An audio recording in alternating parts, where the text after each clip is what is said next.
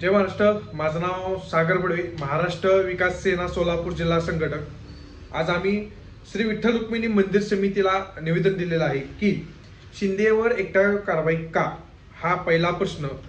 आणि दुसरा, ज्या कंपनीचे ठेके, ज्या कंपनीला तुम्ही ठेका दिलेला आहे आणि त्यांचे जे कर्मचारी आहेत त्या कर्मचाऱ्यांवर म्हणजे होमगार्डवर का कारवाई केली नाही, हा दुसरा प्रश्न।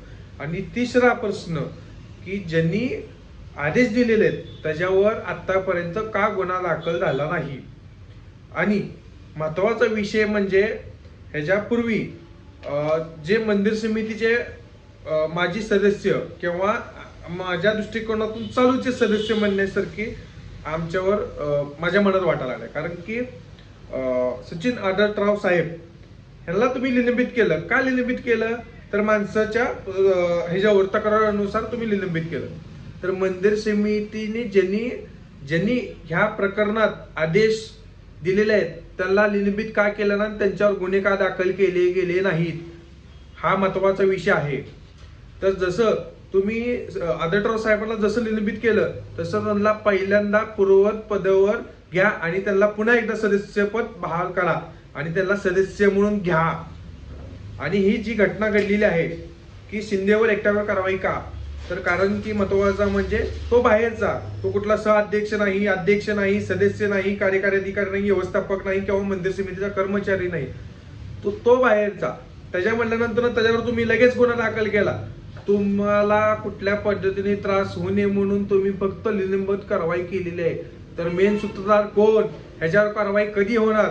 मंदिर समितीचे सहअध्यक्ष असतील, मंदिर समितीचे कार्यकारी अधिकारी असतील, मंदिर समितीचे व्यवस्थापक असतील किंवा मंदिर समितीचे सर्व सदस्य असतील, त्या पाठीशी घालण्याचं काम कुणाला करत आहेत? आणि मंदिर समितीच्या ज्यांनी आदेश दिलाय त्याला का पाठीशी घालण्याचं काम करत आहेत? सुमित शिंदेवर जशी कारवाई केली आहे तसं त्याच्यावर कारवाई करणार आहात का? नाही तर सुमित शिंदेवरची कारवाई मागे घेण्यात यावी, नाहीतर आम्ही जन आंदोलन मोठं करू, बोंबाबोंब आंदोलन करणार आहोत। याची श्री विठ्ठल रुक्मिणी मंदिर समिती यांनी दक्षता घेण्यात यावी।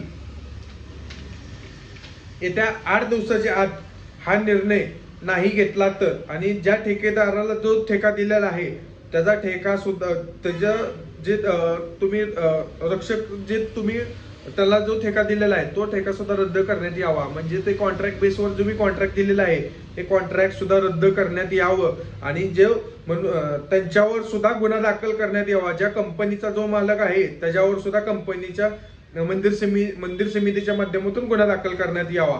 अन्यथा येत्या 8 दिवसाच्या आत आपल्या ऑफिसच्या समोर आम्ही बोंबाबोंब आंदोलन करण्यात येणार आहे।